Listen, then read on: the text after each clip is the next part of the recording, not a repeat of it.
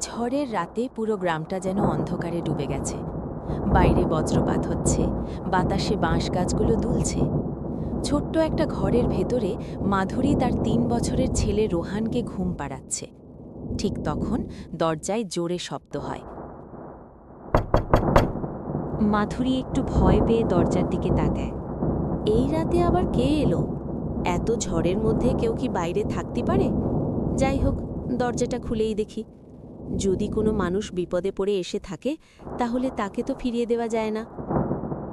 মাধুরী দরজা খুলে দেয়, দেখে সামনে এক মহিলা দাঁড়িয়ে আছে ও সে পুরো ভিজে গেছে।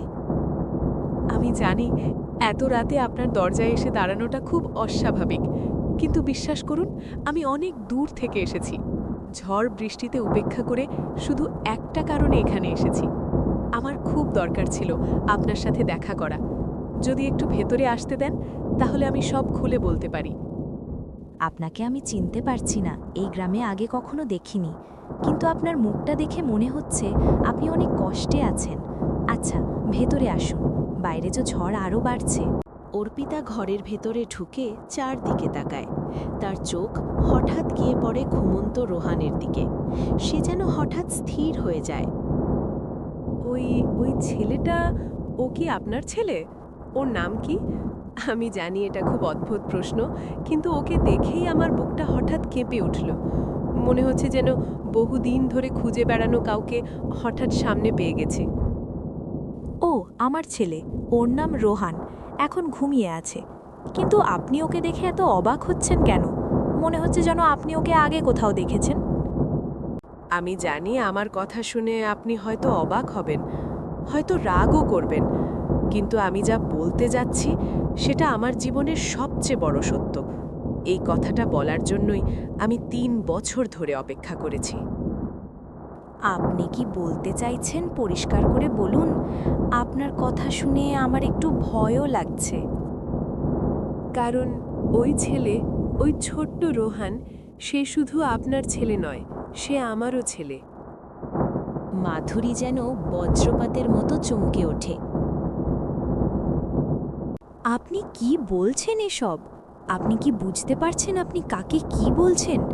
একটা মা তার সন্তানের ব্যাপারে এমন কথা শুনলে কতটা কষ্ট পেতে পারে, সেটা কি আপনার ধারণা আছে? ৩ বছর ধরে আমি এই ছেলেকে নিজের প্রাণ দিয়ে বড় করেছি, আর আপনি হঠাৎ এসে বলছেন সে আপনার ছেলে?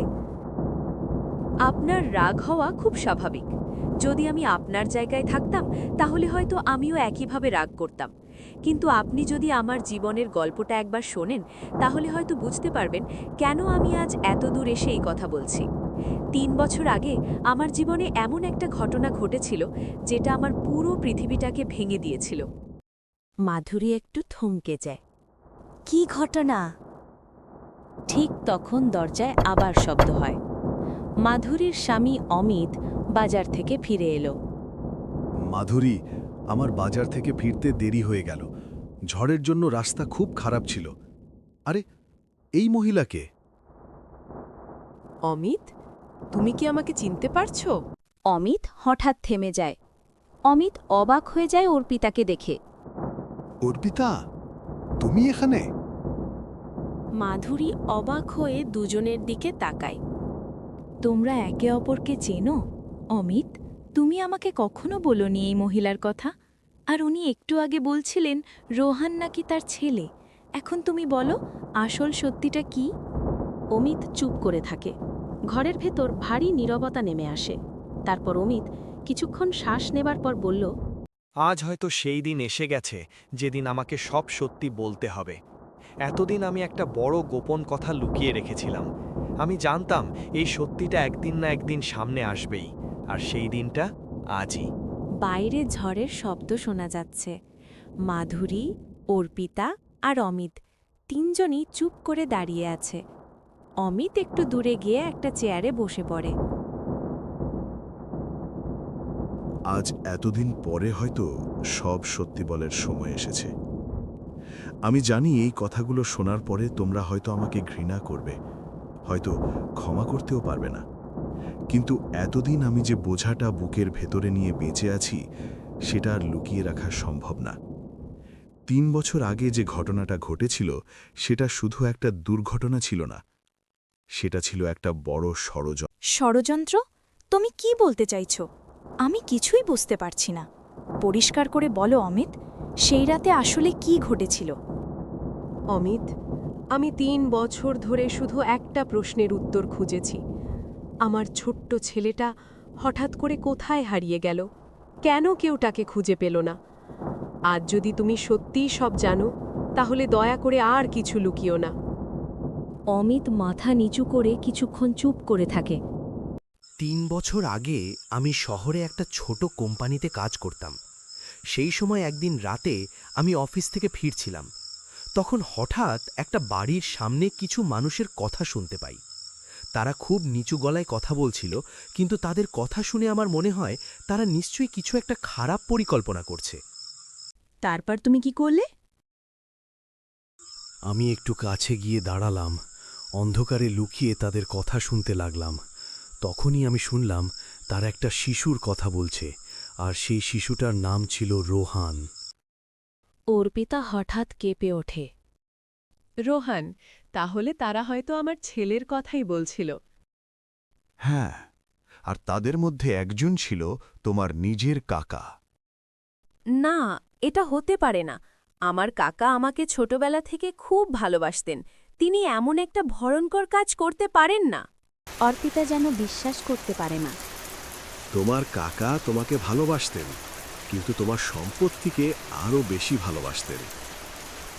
ঘরের ভেতর যেন ঠান্ডা বাতাস বইতে শুরু করে। তোমার বাবা মারা যাওয়ার আগে সব সম্পত্তি তোমার আর তোমার ছেলের নামে লিখে দিয়েছিলেন। তোমার কাকা সেটা জানতেন, তাই তিনি ভাবলেন যদি রোহান বড় হয়ে যায় তাহলে তিনি কখনো সেই সম্পত্তির মালিক হতে পারবেন না, আর সেই কারণেই তিনি একটা ভয়ঙ্কর সিদ্ধান্ত নেন। তুমি বলতে চাইছো তিনি নিজের ভাইয়ের নাতিকে এই পৃথিবী থেকে সরিয়ে দিতে চেয়েছিলেন? হ্যাঁ, সেদিন রাতে তারা ঠিক করেছিল রোহানকে চুপচাপ সরিয়ে ফেলবে, যেন কেউ বুঝতেই না পারে। এটা কত ভয়ঙ্কর কথা! একটা ছোট্ট শিশুর সম্পত্তির জন্য মানুষের ভাবনা চিন্তা এত নিচে নামতে পারে, আমি কখনো ভাবতে পারিনি। আমি যখন এসব কথা শুনলাম তখন আমার মাথা কাজ করছিল না। আমি জানতাম যদি আমি চুপ করে থাকি তাহলে সেই শিশুটির সঙ্গে তারা হয়তো খারাপ কিছু করতে পারে। তাই আমি সিদ্ধান্ত নিলাম আমি কিছু একটা করব। আমি অপেক্ষা করতে লাগলাম কখন তারা শিশুটাকে নিয়ে বের হবে। অর্পিতা কাঁদতে কাঁদতে বলে, সেই রাতে আমি ঘুমাচ্ছিলাম, আর আমি ভাবতেই পারিনি আমার নিজের বাড়িতে এমন একটা ভয়ঙ্কর ঘটনা ঘটতে চলেছে। কিছুক্ষণ পরে আমি দেখলাম তারা একটা ছোট্ট শিশুকে নিয়ে বেরোচ্ছে, কিন্তু শিশুটির খুব সাহস, সে কান্না করেনি। আমি বুঝলাম সেই শিশুটি হয়তো রোহান।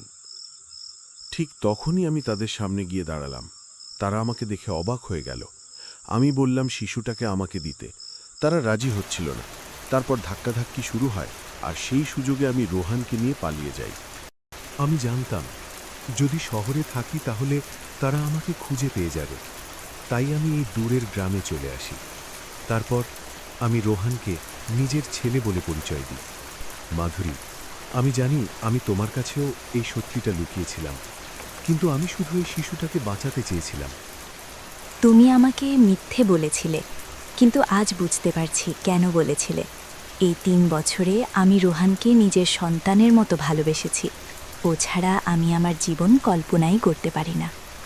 তুমি জানো, 3 বছর ধরে আমি প্রতিদিন ভাবতাম আমার ছেলে হয়তো আর এই পৃথিবীতে নেই। প্রতিদিন রাতের বেলা আমি শুধু একটা প্রার্থনা করতাম, যদি সে কোথাও থাকে, যদি কেউ তাকে ভালোবাসে, যদি কেউ তাকে নিজের সন্তানের মতো বড় করে, তাহলে আমি সেই মানুষটার কাছে সারা জীবন কৃতজ্ঞ থাকব। আজ বুঝতে পারছি সেই মানুষটা তুমি।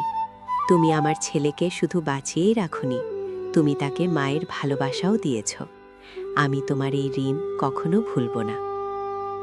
আমি কখনো ভাবিনি এমন একটা দিন আসবে আমার জীবনে, কিন্তু এই কথাটা সত্যি যে রোহান আমার ছেলে নয়, তবুও তাকে আমি আমার প্রাণের চেয়েও বেশি ভালোবেসেছি। রোহান তখন ঘুম থেকে উঠে যায়। মা, তুমি কাঁদছো কেন? না বাবু, আমি কাঁদিনি। এটা আমার খুশির জল। তুমি কে? অর্পিতা খুব দুঃখ পায় রোহনের এই কথায়। আমি তোমার মা। তাহলে কি আমার দুইটা মা? হ্যাঁ বাবু, তোমার 2টা মা। তাহলে আমি এই পৃথিবীর সবচেয়ে ভাগ্যবান ছেলে যার 2টা মা। আর এইভাবেই রোহন তার সত্যিকারের মাকে পায়। কিন্তু অর্পিতা রোহনকে তার সাথে নিয়ে গেল না, মাধুরীর কাছেই রেখে দিয়ে যায়। কারণ অর্পিতা জানে যে আমি রোহনকে জন্ম দিলেও মাধুরীন তাকে প্রাণের চেয়েও ভালোবেসে বড় করেছে। অর্পিতা তার নিজের কাকাকে তার এই অপরাধের জন্য পুলিশের হাতে তুলে দেয়।